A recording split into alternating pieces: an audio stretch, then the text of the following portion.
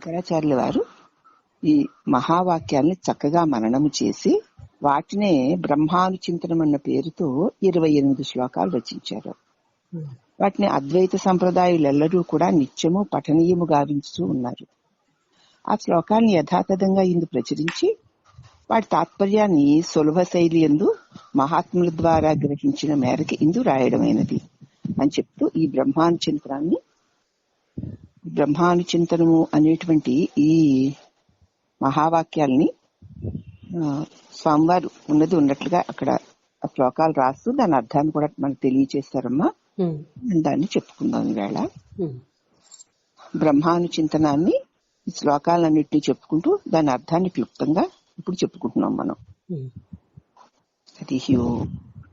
అహమేవ పరబ్రహ్మ వాసుదేవాఖ్యమవ్యయం ఇతి స్యా నిశ్చితో ముక్తో బద్ధయే వాన్యదా భవేత్.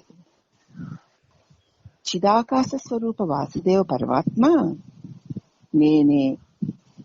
నేను చిదాకాశ స్వరూప వాసుదేవ పరమాత్మను. అదియే సమస్త భూతములలో లోపల వెలుపల నిండి సత్తాస్ఫురణల చేత విరాజిల్లుతూ ఉన్నది అని, అదియే నేనని తెలుసుకున్నవాడు ముక్తుడు.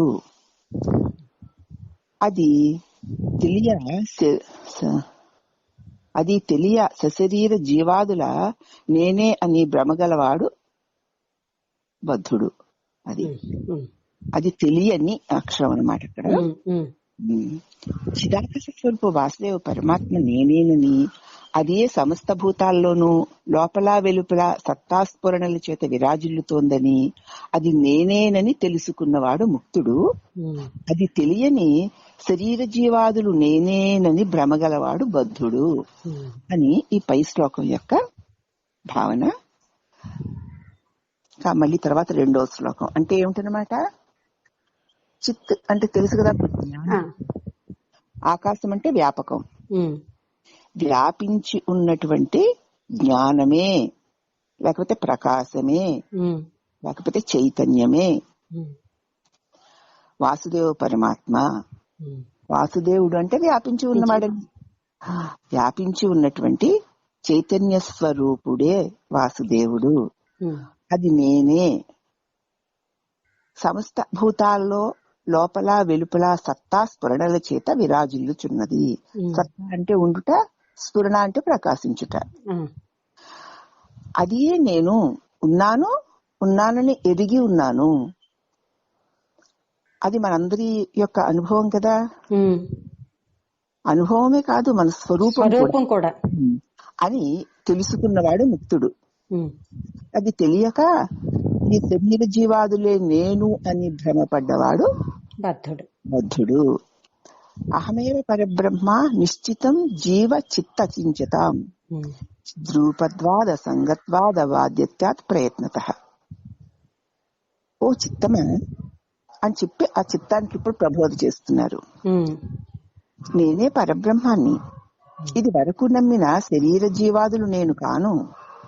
ఎందువలనంటే శాస్త్రము చేతను, గురువు చేతను, స్వానుభవము చేతను విచారించగా సాక్షి స్వరూపమైన చిత్కళ స్వయం ప్రకాశమై ఉన్నది. చిత్కళ అంటే మన యందున్నటువంటి తెలివి స్వయం ప్రకాశమై ఉన్నది. అది దేనిని అంటనిది, కాలత్రయమునందు బాధ లేనిది, ఈ లక్షణములు కలది అయి ఉన్నందున మరి అదే లక్షణములు నాకు ఉన్నాయి గనక అది నేనే, ఇది నిశ్చయము అని ప్రయత్నపూర్వకముగా దీనిని నమ్ముము అని చిత్తమును సంబోధన చేయుచు ఈ మహావాక్యమును మననము చేయించుచున్నారు. మననం చేసి చిత్తానికి చెప్తే గొప్ప చిత్తం యొక్క మననమే కదా మనకి భౌతిక రూపాలన్నీ ఏర్పరిచింది.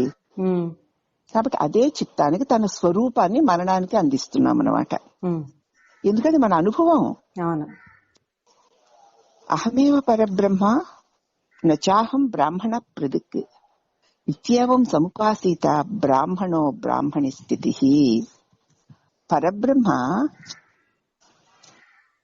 పరబ్రహ్మమును పొందగోరుచున్నవాడు గనుక బ్రాహ్మణుడని వాడుక కలిగినది.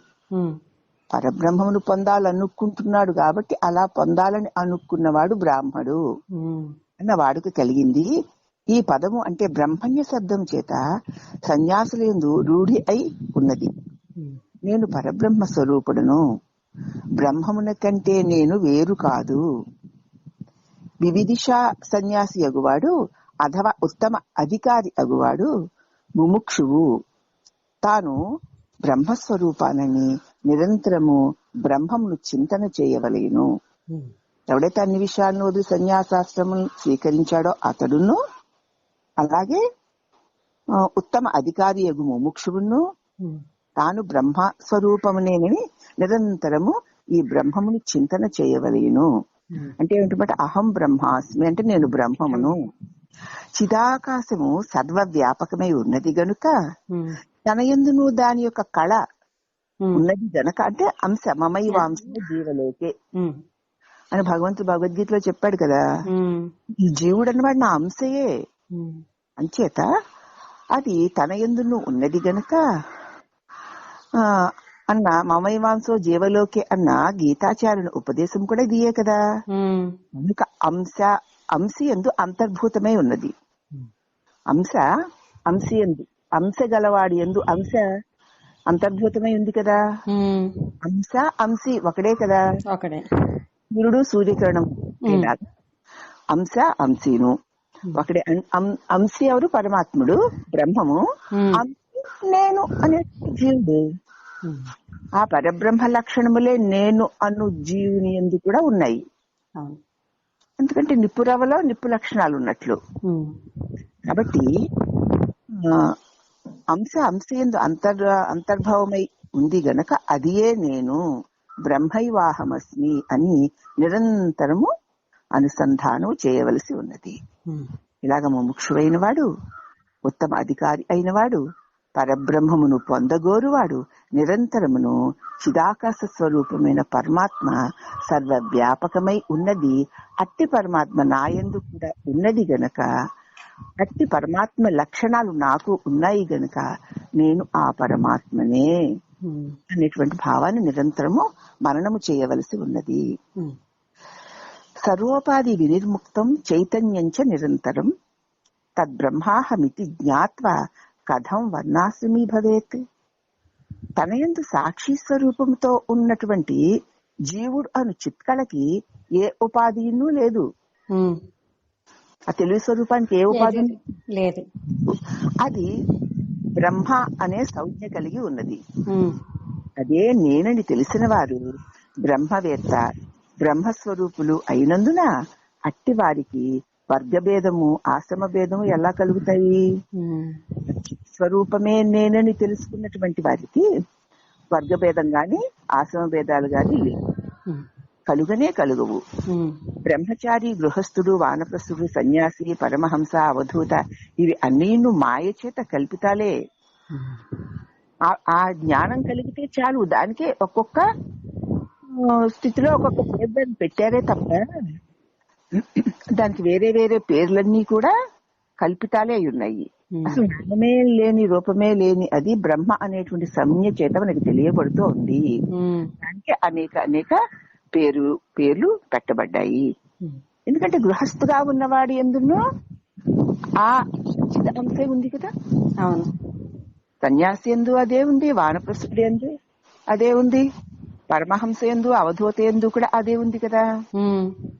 ఆయా శరీర ఆశ్రమ ధర్మాలను బట్టి అలా ఆ పేరు పెట్టి దాన్ని పిలుస్తున్నారు. మా జ్ఞానభేదం చేత వర్ణ ఆశ్రమ ధర్మాలు కల్పించుచున్నారు. జ్ఞానం, సరైన జ్ఞానం లేక వర్ణాశ్రమ భేదాలు కల్పించు చూస్తున్నారు. జ్ఞానానుభవమును పొంది ప్రజ్ఞానం బ్రహ్మ అను మహావాక్య తాత్పర్యమును ఎరిగిన వారిలో యందు ఏ భేదమన్నా ఉన్నదా? లేదు. అభేద దర్శనమే జ్ఞానం కదా.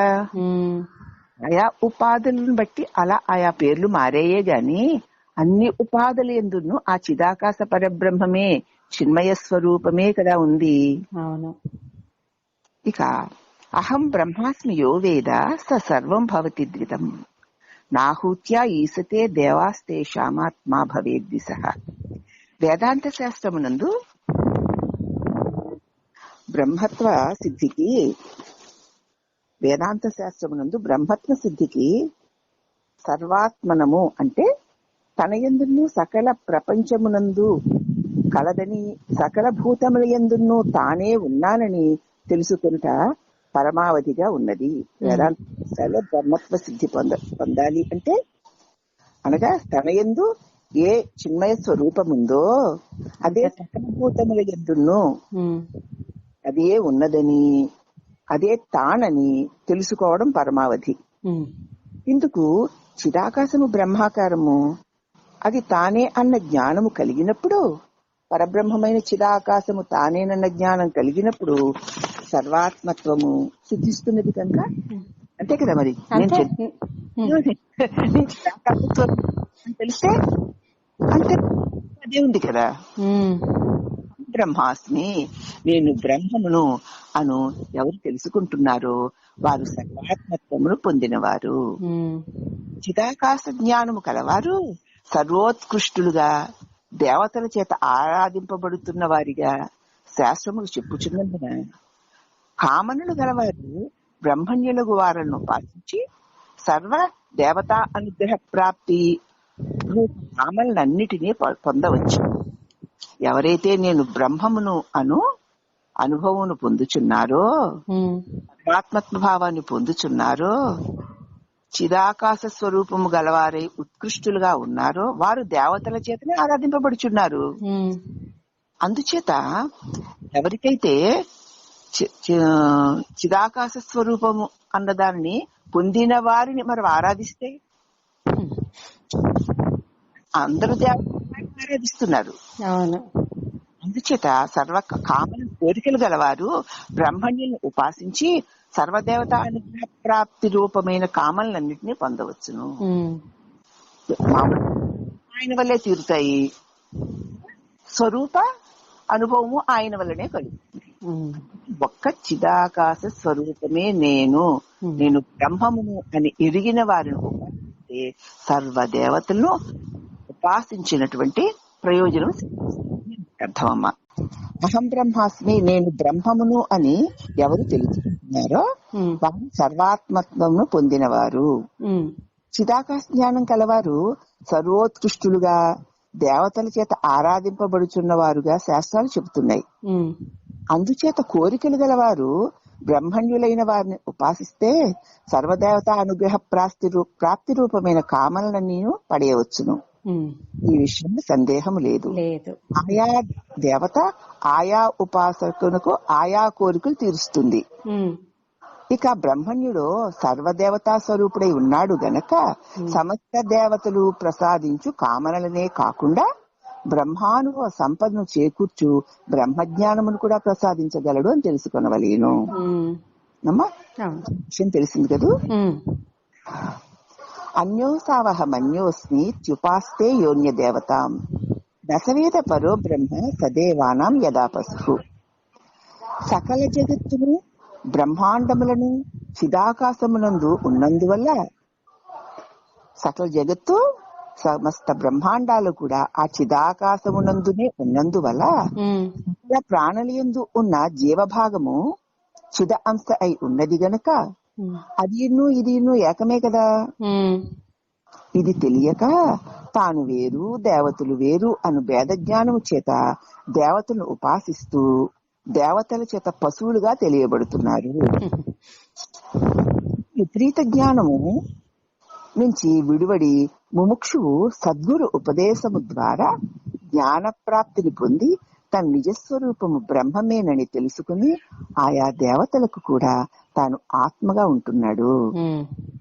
నరులకు పశువుల కన్నా బుద్ధి అధికము గలదు కదా. దాని వల్ల వివేకము కలిగి నిజము తెలుసుకొనవలయును. అది లేనప్పుడు మనుషుడేమో పశువుతో సమానమేనని తెలుసుకొనుము. అహమాత్మైన చాన్యోస్మి బ్రహ్మైవాహం నశోకబాక్ సచ్చితానంద రూపోహం నిత్యముక్త స్వభావగా. ఇది 7వ శ్లోకమా. నేను చిత్కళా స్వరూపంతో ఉన్న స్వరూపుడను కనుక పరమాత్మ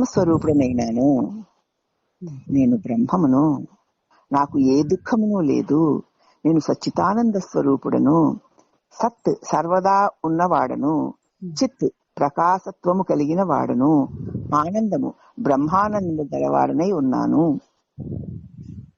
అనృత జడ దుఃఖములు లేనివాడును, సర్వకాలముల యందును ముక్తుడే అయి ఉన్నాను నేను. కనుక నేను బద్ధుడను కాను కనుక మోక్షము కావలసిన కోరిక అజ్ఞానజనితమే కదా. 8వ శ్లోకం. ఆత్మానం సతతం బ్రహ్మ సంభావ్య విహరంతియే నతేషాం దుష్కృతం కింత్ దుష్కృతోద్ధాన చాపదః. ఎవరు సర్వకాలములందునో తాము బ్రహ్మస్వరూపులము అను నిశ్చయముతో సంచరిస్తూ ఉంటారో, సర్వకాల సర్వావస్థల యందు కూడా నేను చిస్వరూపమునై ఉన్నాను, నేను వ్యాపక స్వరూపమునై ఉన్నాను, నేను తెలివినై ఉన్నాను, నాయందే సమస్తము తెలియబడుచున్నాయి అన్న నిశ్చయముతో సంచరిస్తూ ఉంటారో వారికి ప్రపంచ వ్యవహారమునందు దుష్కృతమన్న పాపము లేనే లేదు. ఎందుకంటే వాళ్ళు పాపం ఎలా చేస్తారు? ఎక్కడ చూసినా స్వరూపమే తెలివే కనపడుతుంది. నిజంగా తెలిసి చూసినా తెలియక చూసినా ఆ చూపు చిత్తే కదా. అవును, ఎక్కడ స్వరూపమే కనపడుతోంది. స్వరూపంలో కనిపించేవన్నీ కూడా చిత్తును ఆశ్రయించుకుని ఉన్నాయి. కాబట్టి అంతా చిత్స్వరూపమే అని సంచరించేవాడికి ఇక దుష్కృతమన్న పాపమే లేదు. అతి పాపం వల్ల కలిగే ఆపదలు వారికి లేవు కదా. ఏమనన్నా సర్వాత్మభావ సంపన్నత గల జ్ఞాని ఏ ప్రాణికి అపకారము చేయడము జరగదు.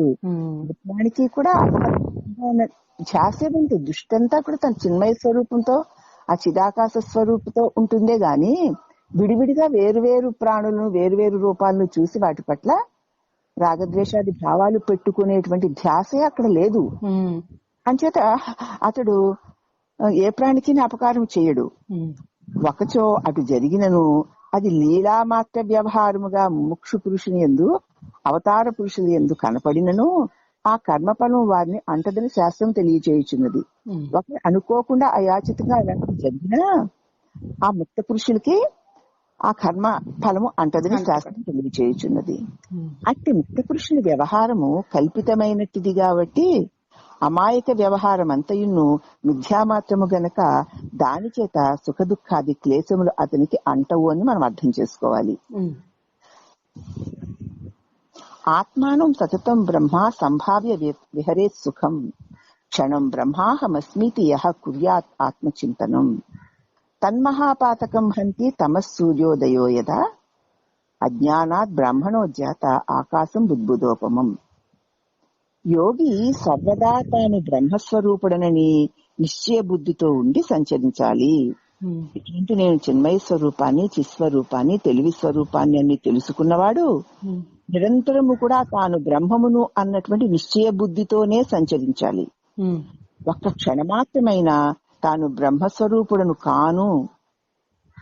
బ్రహ్మస్వరూపుడను కానీ వేరు కాదు అని ఒక క్షణకాలము తలిచినట్లయితే, నేను బ్రహ్మమునే కాని మరి ఏమీను కాను అని క్షణకాలము తలిచినట్లయితే ఆ స్మరణ వల్ల సూర్యోదయము వల్ల చీకటి నశించినట్లా మహాపాతకములు కూడా నశించుచున్నవి.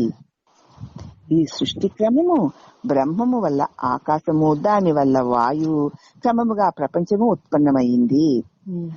బ్రహ్మము వలన పుట్టినటువంటి ఆకాశము బ్రహ్మమును కన్నా వేరుని తలుచుట అజ్ఞానము కదా. అతని వల్లనే కలిగి అతనిలోనే ఉంది ఆకాశం.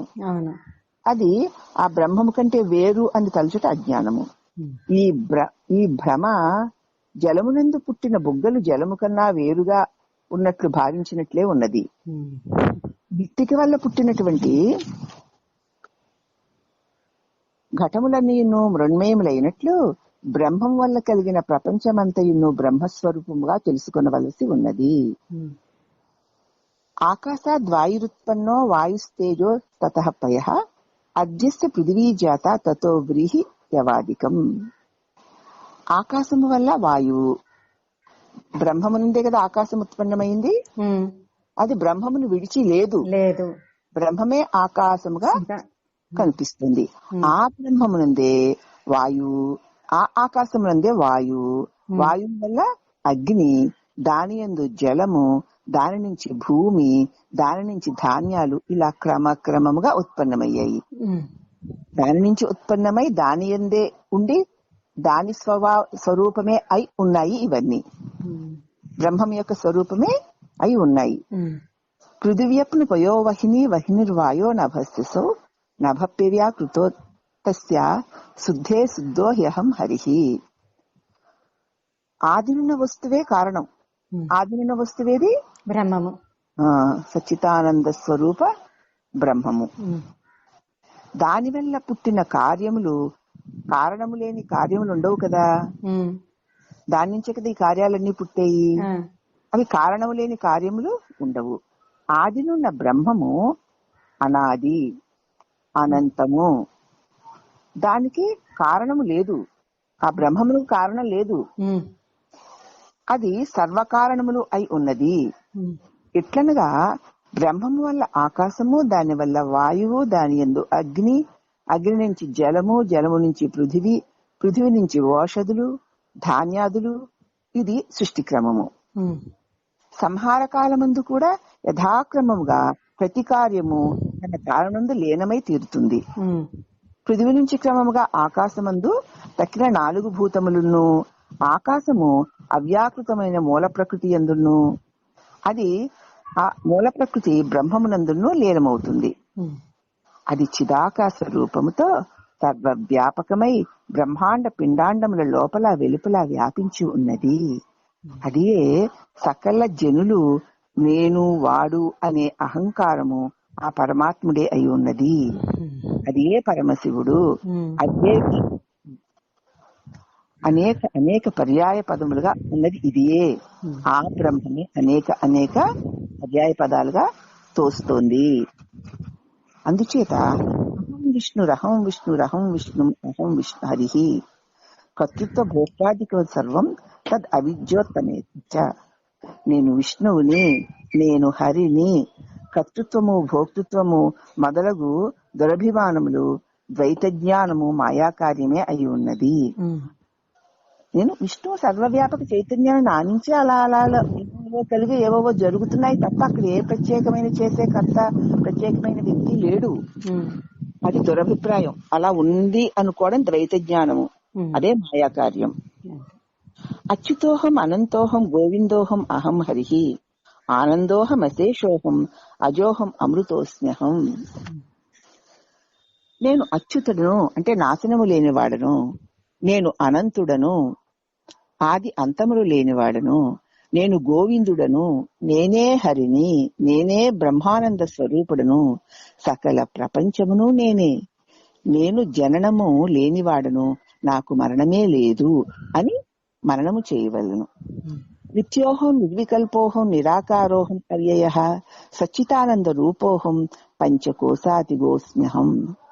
నేను నాశనము లేనివాడను, ఏ విధమైన మార్పులను లేనివాడను, నామ రూపములు లేనివాడను, నిత్యుడను,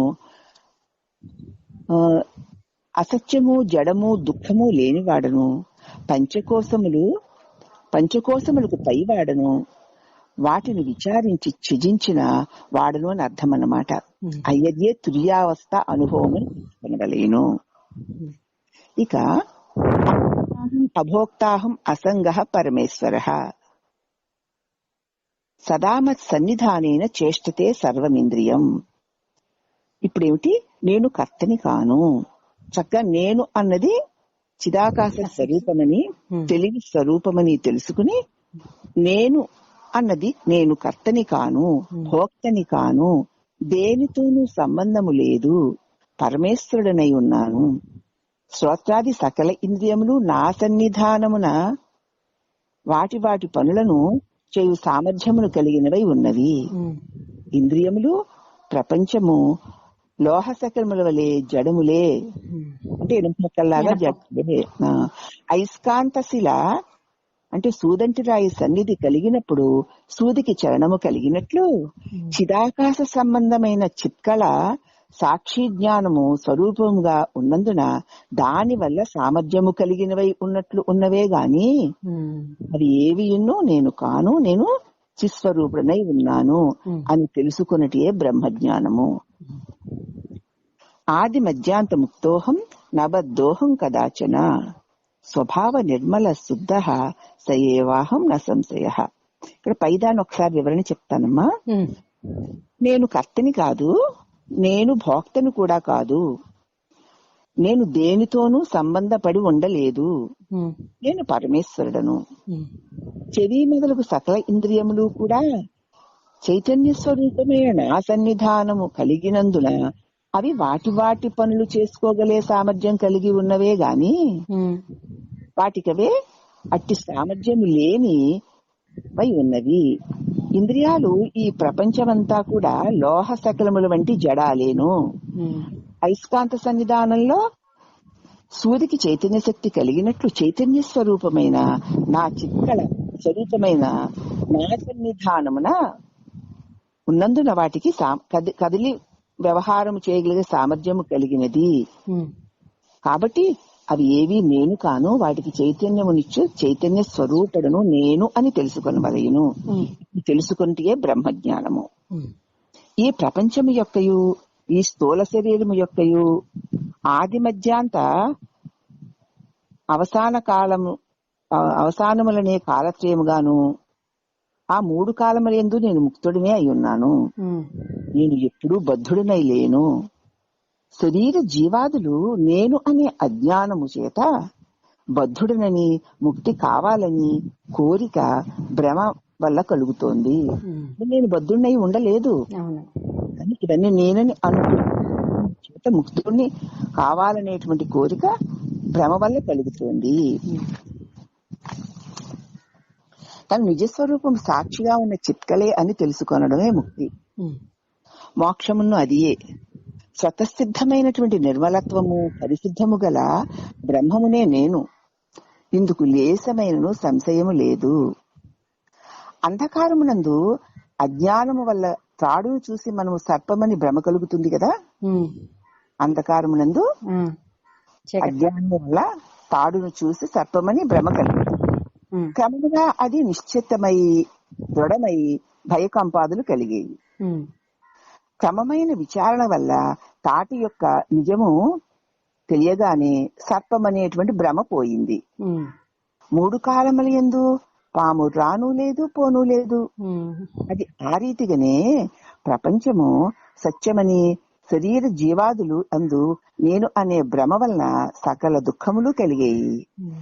ఆత్మ విచారణ వల్ల చిదాకాశ జ్ఞానము వల్ల చిత్కళ తన నిజస్వరూపమని తెలిసినందువల్ల ప్రకృతి నుండి ముక్తుడినవుతున్నాను. నిజము తెలిసినప్పుడు భ్రమ కలగదు కదా. అది పాము కాదని తెలిసాక ఇంక మళ్ళీ ఎప్పుడూ కూడా దాన్ని నేను పామని అనుకోను కదా. బ్రహ్మైవాహం నసంసారి ఇది భావయేత్ అశక్నోన్ భావయంతు వాక్యమేత సభ్యసేత్.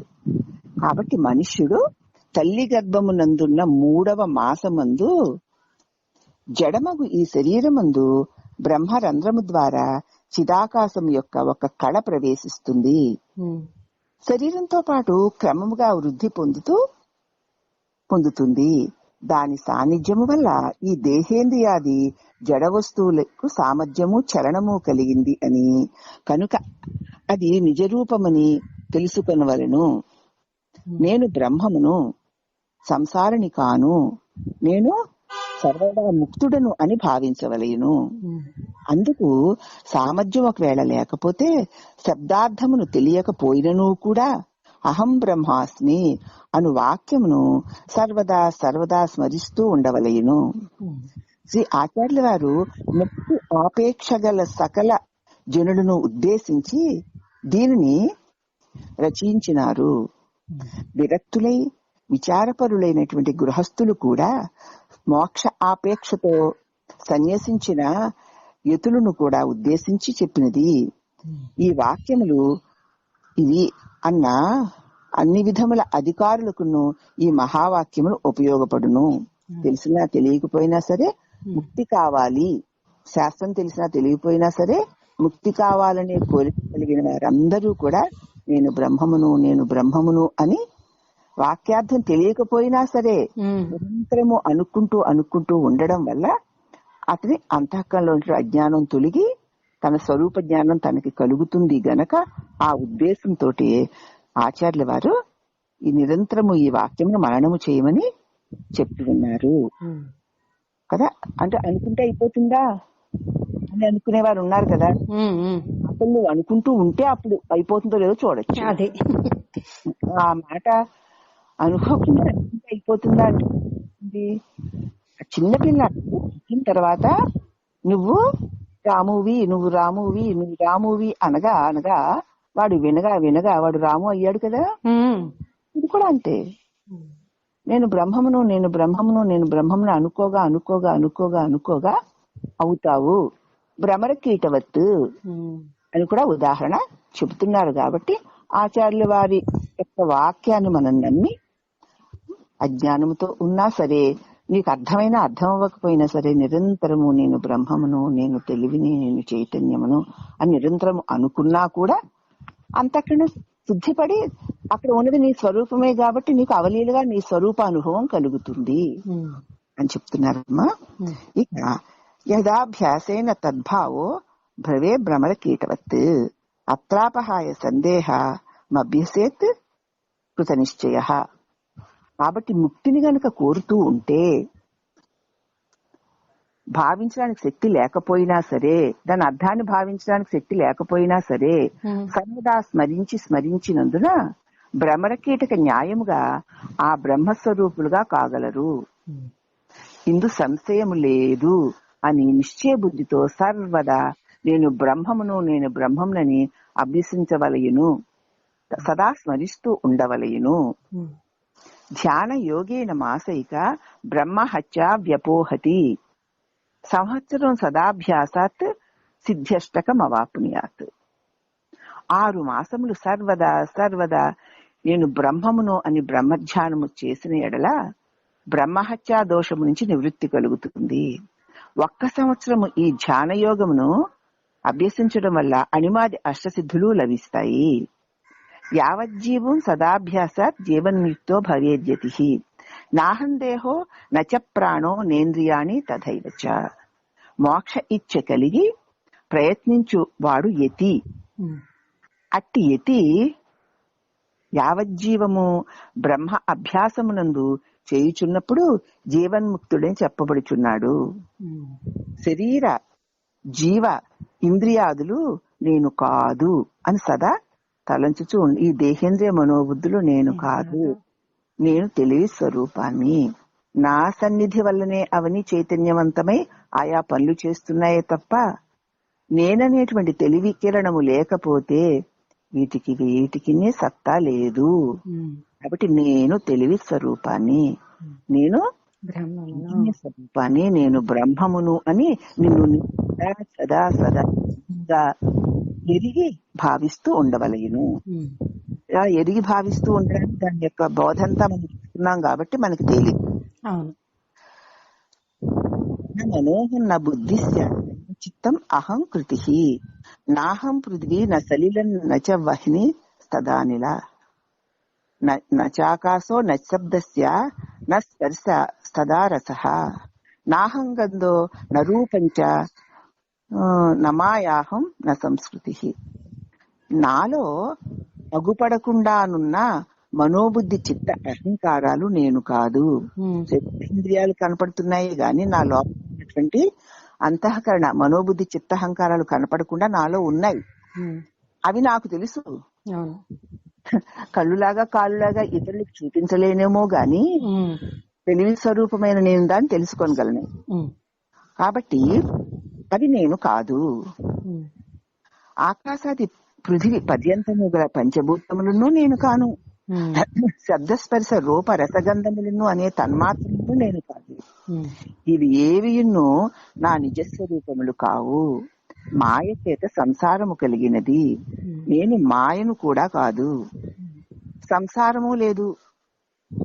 వీటి సమూహము నేను అని ఇది వరకు కలిగినటువంటి జ్ఞానమే అజ్ఞానము. ఇంతకాలము కూడా ఇదంతా కలిపి నేనని అనుకున్నాను, అది అజ్ఞానమే. సదాసాక్షి స్వరూపత్వాత్ శివయేవ అస్మి కేవలః. మయ్యేవ సకలం జాత మయి సర్వం ప్రతిష్ఠితం. మయి సర్వం లయం వ్యాతి తద్బ్రహ్మా ద్వయమస్మ్యహం సర్వజ్ఞోహం అనంతోహం సర్వేశః సర్వశక్తిమాన్. జాగ్రత్త, స్వప్న, సుషుప్తులు అనేటువంటి 3 కాలములయందును జరుగుతున్న చర్యలను తెలుసుకుంటూ వాటి సంబంధము లేక సహస్రారమందున్న సాక్షి స్వరూపమైన చిత్కళ నా నిజ స్వరూపము. ఈ 3 అవస్థల్లో ఆ 3 అవస్థలో జరుగుతున్న సమస్తమును తెలుసుకుంటూ వాటితో ఏ సంబంధం లేకుండా సహస్రారంలో సాక్షి స్వరూపంగా ఉన్న చిత్కళనే నేను, అదే నా నిజ స్వరూపము. ఇది విష్టి రూపము, ఒక శరీరమందు ఉన్నటువంటి చిత్కళ యొక్క విష్టి రూపము. ఇక సమిష్టి చిదాకాశముగా ఉన్నందున ఇదే మళ్ళీ సమిష్టి చిదాకాశమునందు ఉన్నందున నేను శివస్వరూపుడనై ఉన్నాను. ఈ శరీరమందు ఉన్నటువంటి వ్యష్టి రూపమునందు ఉన్న ఏ చిత్కళ అయితే ఉందో అదే సమిష్టి రూపములందు ఉన్నటువంటిదై ఉండడం చేత అది శివస్వరూపమై ఉన్నది. అది నేనే, నేను కేవలుడను, రెండోది లేనివాడను, చిదాకాశ స్వరూపమైన నాయందే సకలము మాయ వల్ల పుట్టుచున్నది. నాయందే అది ఉన్నది, పోయినప్పుడు మళ్ళీ నాయందే అది లయమవుతున్నది.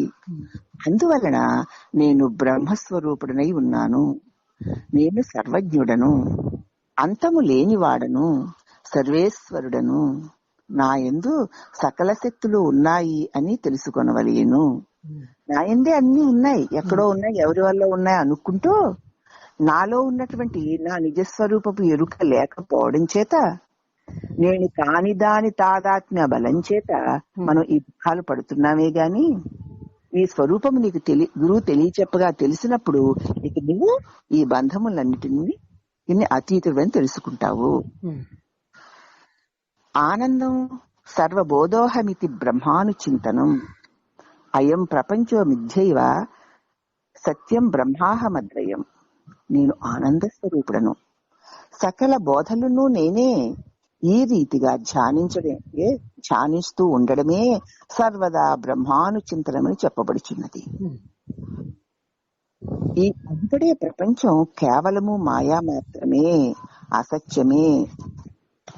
బ్రహ్మస్వరూపమైనటువంటి నేను మాత్రము నిజము, నాశనము లేని వాడను. నాకన్నా రెండవది ఏది ఎన్నో లేదు.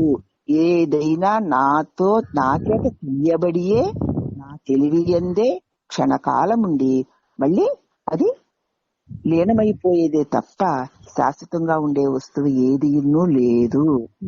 కానీ నేను శాశ్వతుడనై నాశనము లేని వాడనై ఈ సమస్త దృశ్యమాన జగత్తు ఉన్నప్పుడును లేనప్పుడు పిలిచి ఉన్నటువంటి తెలివి స్వరూపాన్ని ఉన్నాను గనక నేనే సత్యమును, నేనే చైతన్యము, నేనే ఆనందమును అని తెలుసుకొనవలేను. అవును, నేనేనా మరి అంతాను? అప్రమాణ గురువో అనుభవస్తథా బ్రహ్మైవాహం న సంసారి నచాహం బ్రాహ్మణ. ఈ పైన చెప్పబడిన అర్థమునందు ప్రమాణము పరశివాది స్వగురువు యొక్క పర్యంతము గల గురువులు, అసలు ఆది గురువైనటువంటి పరమాత్ముడు, పరంపరాగతమైనటువంటి గురువులు, తరువాత స్వానుభవము.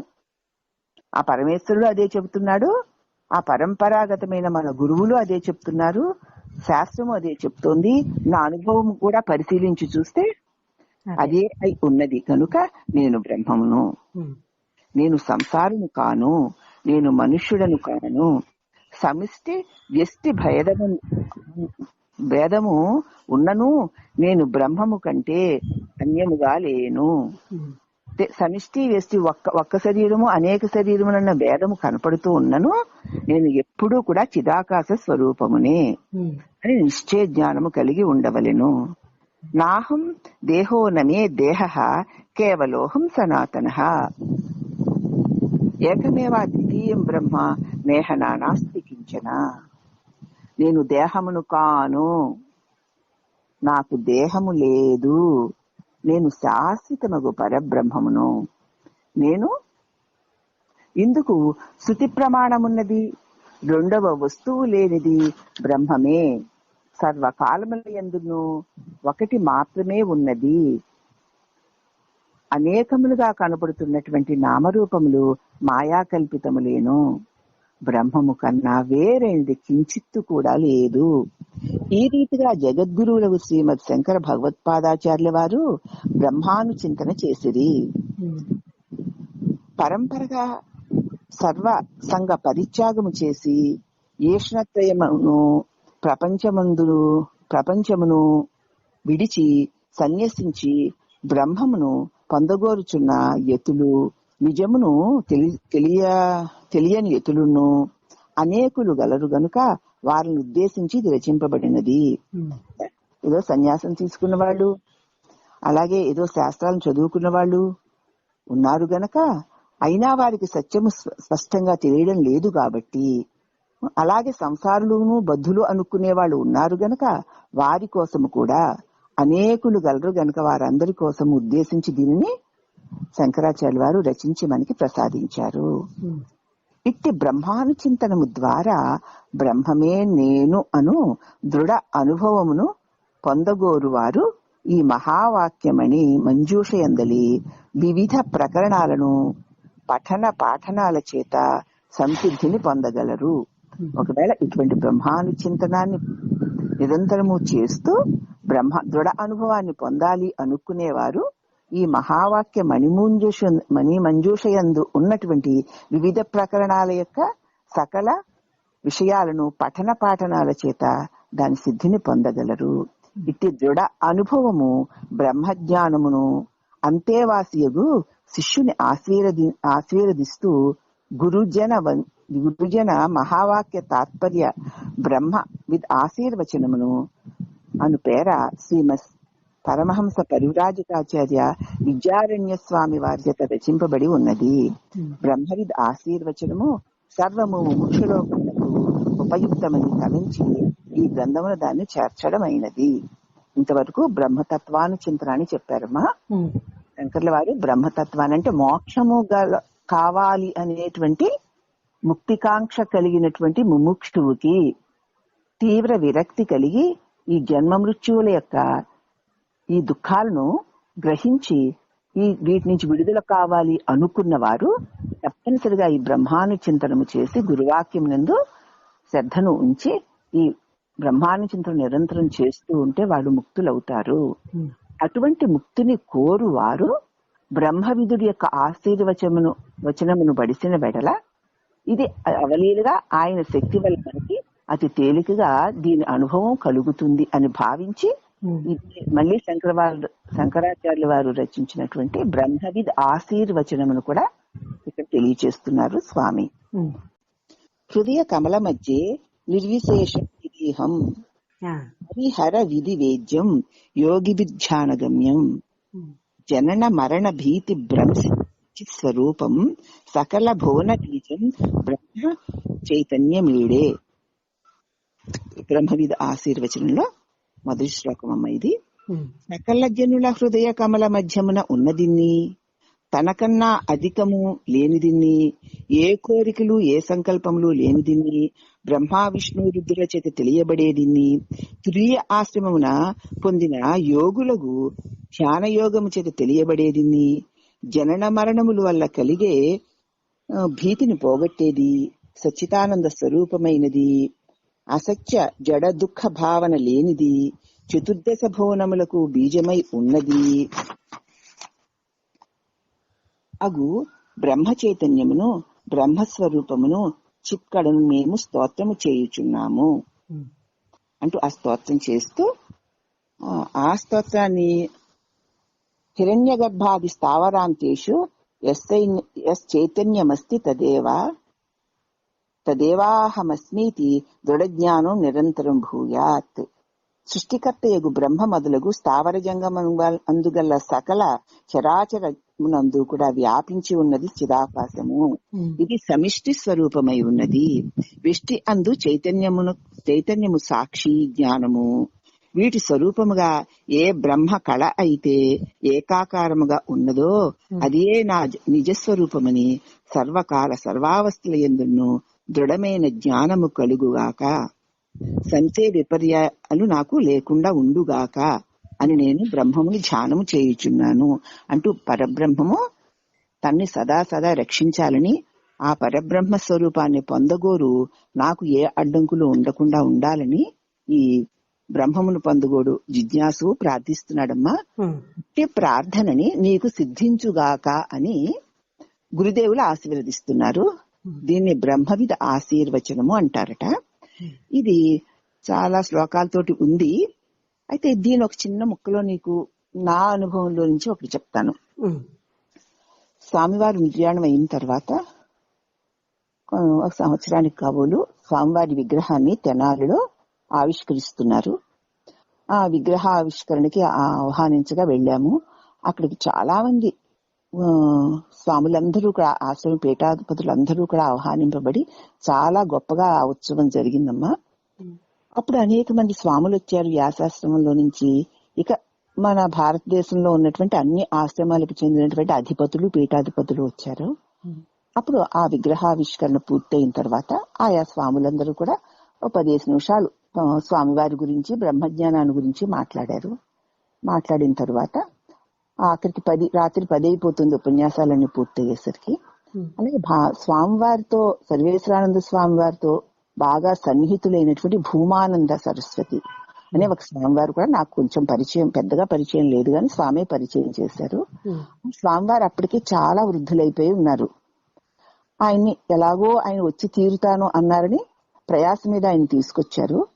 ఆయన కాసేపు పైన కూర్చొని 2 ముక్కలు మాట్లాడిన తర్వాత మేడ మీద కూర్చొని మాట్లాడాక కిందకి వచ్చేసి ఆయన రూమ్ లో ఆయన ఉన్నారు. ఆయనకి సేవ చేయడానికి 2 స్వాముల్ని, బ్రహ్మచారులని 2 ఆయన అప్పు చెప్పారు. ఆయన అలాగా ధ్యాననిష్టలో కూర్చొని ఉన్నారు. పైన ప్రసంగాలన్నీ పూర్తయిన తర్వాత ఆఖరిలో చిన్నది ఒక 10 నిమిషాలు మాట్లాడమన్నారు నన్ను. అది కూడా గురుదేవులు మాట్లాడించుకుని అదంతా అయిపోయింది. ఎవరి విశ్రాంతి గదుల్లోకి వాళ్ళు వెళ్ళిపోతున్నాం. వెళ్ళిపోతూ ఉండగా తెలియకుండానే మరి ఎందుకు నేను అలాగా ఆ భూమానంద స్వామి వారు ఉన్న గదిలోకి వెళ్ళానో నాకు తెలియలేదు. అక్కడికి వెళ్ళేసరికి స్వామి నడుము ముందుకు వంగిపోయి ఉంటుంది, పైకి రాదు. అలా వంగిపోయి ఉన్నారు. నేను వెళ్ళి ఆయన కాళ్ళకి నమస్కారం చేశాను. నేను ఒక్కదాన్నే వెళ్ళాను, ఏంటో మరి బోల్డ్ మంది వచ్చిన. నమస్కారం చేసిన తర్వాత స్వామి ఎవరు నువ్వు అన్నారు. అంటే స్వామి సర్వేశ్వరానంద స్వామి శిష్యుని, ఇలాగా నా పేరు వాణి, మిమ్మల్ని 2-3 సార్లు చూశాను స్వామి అన్నాక, అవును ఆఖరిలో అంతిమంగా మాట్లాడింది ఈ అమ్మగారేనండి అని చెప్పి ఆ పక్కనున్న బ్రహ్మచారి స్వామి చెప్పారు. ఓహో ఈ అమ్మ మాట్లాడింది అని. అన్నకు ఏం చదివావు అన్నారు. స్వామి ఏం చదవలేదు అన్నాను. మరి ఏమీ చదవకపోతే మరి ఇది నీకెలా వచ్చింది అన్నారు స్వామి. తెలియదు స్వామి, నేనైతే ఏమి చదువుకోలేదు నన్ను. అయితే ఇలా రా అన్నారు. దగ్గరికి వెళ్ళాను. వెళ్ళి స్వామికి పాదాలకు నమస్కరించి అలవాటు కదా, పాదాలకి నమస్కరించి శిరస్సు వంచి నమస్కరించిన తర్వాత స్వామి ముందుకు వంగిపోయి ఉన్నారు. ఆయన తన 2 చేతులతోటి నన్ను భుజాలు పట్టుకుని, ఆయన తెలియకుండానే ఈ బ్రహ్మవిద ఆశీర్వచనాన్ని, ఈ 60-70 శ్లోకాలమ్మా ఇది, ఒక పెద్ద ధారగా ఆయన చదవడం మొదలు పెట్టారు. చదువుతూ ఆయన ముందుకు వంగిపోయి ఆయన శిరస్సు ఏమో నా శిరస్సు మీదకి వచ్చింది. ఆయన 2 చేతులతో నా శిరస్సును పట్టుకున్నారు. ఈ బ్రహ్మవిద ఆశీర్వచనం అంతా ఎంతకీ పూర్తవడం లేదు, నాకు తెలియదు అని స్వామి వదలలేదు. నేను ఇంకా అదొక రకమైన సమాధి నిష్ఠలోకి వెళ్ళిపోయాను. తర్వాత ఆ ఆశీర్వచనం అయిన తర్వాత ఆ స్వామి చేతులు కొంచెం లూజ్ అయ్యాయి. అప్పుడు నేను తల పైకెత్తి చూసినప్పటికీ వాళ్ళు స్వాములిద్దరూ అన్నారు, ఆయన స్వామిని వెనక్కి కూర్చోబెట్టమ్మా, మీరు ఇంకా వెళ్ళిపోండి అన్నారు. 11 అయింది. స్వామివారు అన్నారు, అమ్మా ఏ జన్మలోనూ పుణ్యం చేసుకున్నావు నువ్వు. ఆనాడు మా గురువులు మాకు ఈ బ్రహ్మచర్య దీక్ష ఇచ్చినప్పుడు విద్యారణ్య స్వాముల వారి యొక్క దివ్య ఆశీర్వచనాన్ని మాకు ఈ శ్లోకాల రూపంలో ఆనాడు మమ్మల్ని ఆశీర్వాదం చేశారమ్మా. మరి నిన్ను చూసి ఎందుకు నాకు ఇది లేచొచ్చిందో నాకు తెలియదు. ఈ దివ్యమైనటువంటి ధార నీకు బ్రహ్మవిద ఆశీర్వచనమై నీ జన్మను సార్థకం చేయుగాక అని చెప్పి ఆయన ఆశీర్వదించి మళ్ళీ ఒకసారి నా చేతులు పట్టుకున్నారు. ఆయన పట్టుకున్నప్పటికీ, స్వామి ధన్యురాల్ని, ఇంత విలువైందని నాకు తెలియదు స్వామి, దాన్ని మీరు నాకు ప్రసాదించారు అని చెప్పి ఇక నేను వెళుతుంటే ఆయన అన్నారు, ధన్యురాలు అయ్యావమ్మా అంటూ ఉంటగా వాళ్ళు అన్నారు, అమ్మ మీరు వెళ్ళిపోండి, మీరు వెళ్ళకపోతే ఈయనకి రాత్రంతా ఇలాగే ఉంటారు, పాలు తాగరు, పడుకోరు, ఆయనకి ఒక్కొక్కసారి ఇలాగ ఎందుకో మరి మీలాంటి కొంతమందిని చూస్తే లోపల నుండి అలా పైకి వస్తుందమ్మా అని చెప్పి వాళ్ళు చెప్తే, నేను అలా అసలు ఎలా ఉన్నానంటే నాకు తెలియదమ్మా, ఇక్కడికి వెళ్ళి అక్కడ పడుకున్నానో ఏం తిన్నానో తెలియదు. ఆ మర్నాడు బయలుదేరి నేను ఇంటికి వచ్చేసిన తర్వాత కూడా మామూలు దేహస్థితిలో లేను. దాని ప్రభావం చాలా కాలం నా మీద ఉండేది. అలా ఉన్న తర్వాత నేను ఈ మంజూష చూసిన తర్వాత ఓహో బ్రహ్మవిద ఆశీర్వచనం అంటే ఇదనమాట. బ్రహ్మవిధుడైనటువంటి ఆ సద్గురు పరబ్రహ్మ హృదయము ఎవరిని చూసి పొంగుతుందో వారు అట్టి బ్రహ్మవిధ ఆశీర్వచనానికి అర్హులు. అట్టి వారిని పరబ్రహ్మము తన సేవ కోసం తాను వాడుకుంటుంది. వారు బ్రహ్మత్వాన్ని పొంది తీరుతారు అని స్వామివారు చేసినటువంటి ఆనాటి ఆ ఆశీర్వచనం మళ్ళీ బ్రహ్మవిధ ఆశీర్వచనం చదివిన తర్వాత నాకు స్పష్టంగా తెలిసిందనమాట. అంచేత ఈ బ్రహ్మవిధ ఆశీర్వచనం యొక్క బహుశా ఆ బ్రహ్మస్వరూపం యొక్క అనుగ్రహం అయి ఉండొచ్చు. నా సద్గురుదేవులు ఆయన రూపంలో నాకు ఈ ఆశీర్వచనాన్ని అందించారని నేను అనుకుంటున్నానమ్మా. అంత గొప్పది ఈ బ్రహ్మవిధ ఆశీర్వచనం. ఎందుకంటే నాలో ఉన్నటువంటి సమస్త దోషాలు తొలగిపోవాలని ఆ గురువు నా కోసం ఆ బ్రహ్మమును ప్రార్థిస్తారు. ఆయన ప్రార్థనా బలం చేత నేను ప్రార్థన చేయగలిగే సామర్థ్యం నాకు లేకపోయినా ఆయన ప్రార్థనా బలం చేత తను ఏ శిష్యుడినైతే ఎన్నుకుంటారో వారి యొక్క అంతఃకరణలోని దోషాలు వాటికవే తొలగిపోతాయి అనడానికి ఈ బ్రహ్మవిద్ ఆశీర్వచనమే గొప్ప వరం. అది స్వయంగా నేను శ్రీ భూమానంద సరస్వతి స్వాముల వారి దివ్య స్పర్శ చేత, దివ్య బోధ చేత, దివ్య దృష్టి చేత ఆనాడు తెలియకపోయినా దానినే పొందాను. దాన్ని ఈ రోజు మళ్ళీ మన అందరం ఈ బ్రహ్మవిద్ ఆశీర్వచనాన్ని ముముక్షు లోకానికి అందరికీ మళ్ళీ స్వామివారే ఈ రూపంతో ప్రసాదిస్తున్నారు అని భావిస్తున్నానమ్మా. ఈ రకంగా బ్రహ్మవిధ ఆశీర్వచనాన్ని సంక్షిప్తంగా నా అనుభవ రూపంగా మీకు తెలియచేస్తూ ఇక మనం మహావాక్య మణిమంజుషలోకి వెళదాం. నిరవయత్వేన అసంగత్వేన చాత్మనః కేనాపి సంబంధ భావనాదాత్మ నిత్యముక్త ఇది నిత్యముక్త స్వరూపాత్మానుభవ సిద్ధిర్భూయాత్. అవేద్యత్వే సత్య అపరోక్ష వ్యవహార యోగ్యత్వ తాదాత్మా స్వయం ప్రకాశ ఇది స్వయం ప్రకాశాత్మ అనుభవం సమ్యక్ భూయాత్ అంటే నీకు కలుగుగాక. సాధనానంతర నిరపేక్షతయా స్వయమేవ భాసమాన సత్వాత్మ స్వయం ప్రకాశ ఇత్యనుభవం సమ్యక్ భూయాత్. ఇదం సర్వమాత్మని ప్రతీయమానంతు రూప రసాదికం జగన్మాయా మయం నత్వే తద్వస్తు తోస్తి తత్వ నిశ్చయో దృఢీకృతం భూయాత్. అటువంటి దివ్య పరమాత్మ నామరూపాధికముగా గల సర్వ ప్రపంచము చిదాకాశ స్వరూపముగానున్న ఆత్మయందు మాయాకల్పితమై ఉన్నదని జ్ఞాన దృష్టి చేత విచారించినప్పుడు ఈ జగత్తు లేనిదనని, అవాస్తవమనని, సర్వాధారమనని, సర్వ వ్యాపకము గల చిదాకాశ స్వరూపముగానున్నటువంటి ఆత్మ ఆ బ్రహ్మము ఆ పరమాత్మయే అనునదేనని, అదే సత్యమని ప్రత్యక్షముగా సర్వకాల సిద్ధమును తత్వనిశ్చయ బుద్ధియును దృఢముగా సర్వదా నీకు కలుగుగాక అని యతులు ఆశీర్వాదన వాక్యమై ఉన్నది. శ్రీ విద్యారణ్య మహామౌని చేత రచితమైనటువంటి ఈ బ్రహ్మవిధ ఆశీర్వచనమునందలి జ్ఞానము వల్ల తన నిజస్వరూపము తెలుసుకొనినేని అహం బ్రహ్మాస్మి అనడి నిశ్చయ జ్ఞానము కలిగి సంసార బంధ వినిర్ముక్తుడై తానే సచ్చిదానంద పరబ్రహ్మమే విలసిల్లుచు సదా ఆనందమునే అనుభవించి తీరును. ప్రచండ మార్తాండ్రునియందు అంధకారము ఎట్లు ఉండదో ఇట్లు ఆత్మసుఖమునందు దుఃఖము లేసమంతయును లేదు. ఇదే జీవన్ముక్తి. ఇట్టి జీవన్ముక్తి ప్రాప్తి కొరకే ఋషులు, మునులు, యోగులు చిరప్రయత్నము చేయుదురు. అట్టి ప్రయత్నము మనుష్య జన్మమునందే గాని తదితర జన్మముల యందు వీలు కాదు. కనుక దేవతలు సహితము మనుష్య జన్మమునే అభిలషిస్తూ ఉంటారు.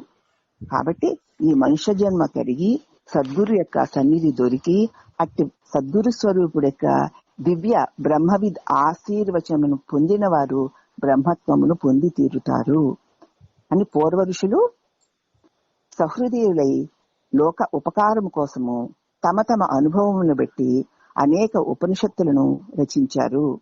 ఆ ఉపనిషత్తులు దుర్వగాహములవడం చేత శ్రీమద్ శంకరాచార్యుల వారు ఈసాది దశ ఉపనిషత్తులను, బ్రహ్మ సూత్రములను, భగవద్గీతకును, విష్ణు సహస్రనామానికి అనేక వేదాంత గ్రంథములకును భాష్యములు రచించుటే కాక ఉపదేశ సాహస్రి, వివేక చూడామణి,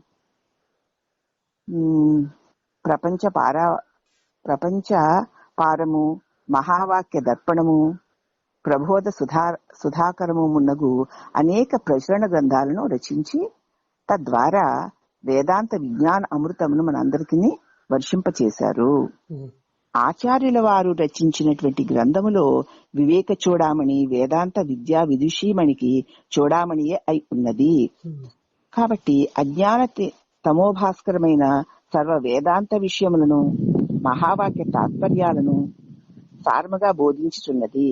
అట్టి గ్రంథమునందు గురు శిష్య సంబంధముగా చక్కగా ప్రతిపాదించు వారలకు రాగద్వేషాదులు మలరహితములు ప్రత్యేక అభిన్న పరమాత్మ తాదాత్మ్యము పొంది ఉన్నవారు అగు ఆచార్యమూర్తి అందుగల బ్రహ్మమే గురువై ఈశ్వరారాధన చేత నిర్మూల చిత్తులకు శిష్యులకు అవిద్యా తత్కార్య నివారకమగు శక్తిని కలిగించి పరతత్వమును పొందించుచున్నది. కనుక సద్గురుని యొక్క అనుగ్రహము ద్వారానే శిష్యుడు భక్తి శ్రద్ధలను బట్టి మోక్ష ఆపేక్ష యొక్క తీవ్రతను బట్టి అటువంటి దివ్యానుభవాన్ని పొంది తీరుతాడు అని స్వామివారు అనేక విధాల ఈ శాస్త్రాన్ని గురించి, దీనిలో అనేక ఋషులు చెప్పినటువంటి బోధనల గురించి మనకి వివరంగా తెలియచేస్తున్నారమ్మా. దీన్ని మళ్ళీ మనం రేపు వివరణాత్మకంగా మళ్ళీ మంజూష మొదలు పెట్టుకుందాము. బ్రహ్మవిద్ ఆశీర్వచనం చాలా పెద్దదే ఉండడం చేత సంక్షిప్తంగా దాని అర్థాన్ని చిన్నగా నా అనుభవాన్ని కూడా కలిపి చెప్పాను.